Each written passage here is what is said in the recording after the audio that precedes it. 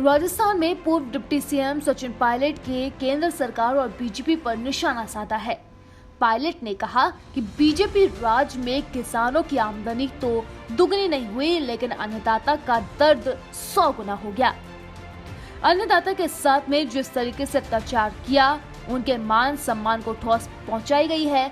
BJP को उसका जवाब देना पड़ेगा। एनएसएसओ की रिपोर्ट के मुताबिक किसानों की औसत आय से ज्यादा खर्च बढ़ा है, तो वहीं उनका कर्ज भी बढ़ गया है।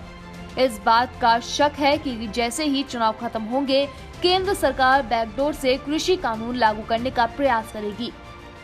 पायलट वाराणसी में मीडिया से बात करते रहे थे। सचिन पायलट ने कहा कि देश में किसान कर्ज में डूबा हुआ है, खाद बीज की लागत बढ़ गई है।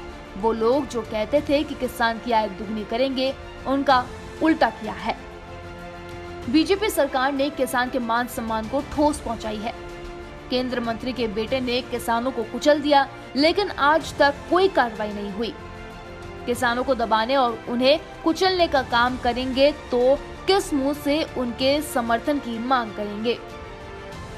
सचिन पायलट ने यह भी कहा कि 5 साल योगी की सरकार को और 7 साल केंद्र सरकार को हो गए हैं।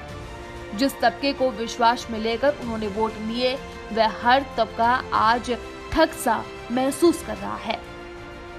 इन्होंने किसी वर्ग को राहत नहीं दी है। बीजेपी सरकार ने चंद नजदीकी लोगों के लाखों रुपए के कर्ज माफ कर दिए, लेकिन किसानों को राहत नहीं दी। उपचुनाव में बीजेपी हारी, इसके बाद तीनों कृषि कानून वापस लिए, किसानों को जेल में डाला, उनके आगे कांटे बिछाए, उन्हें अलगाववादी कहा। पहले बीजेपी ने नेताओं को गांव-गांव कृषि कानून के फायदे समझाने भेजा। जब उपचुनाव हारे तो आनन फानन में कृषि कानून वापस लेने पड़े। पायलट ने कहा कि यूपी पुलिस और यूपी सरकार कानून के दायरे से बाहर जाकर काम करते हैं। यहाँ के सीएम हिंदू मुस्लिम की बात करते हैं और 80 बनाम 20 की बात कहकर लोगों को बांटने वाले बयान देते हैं।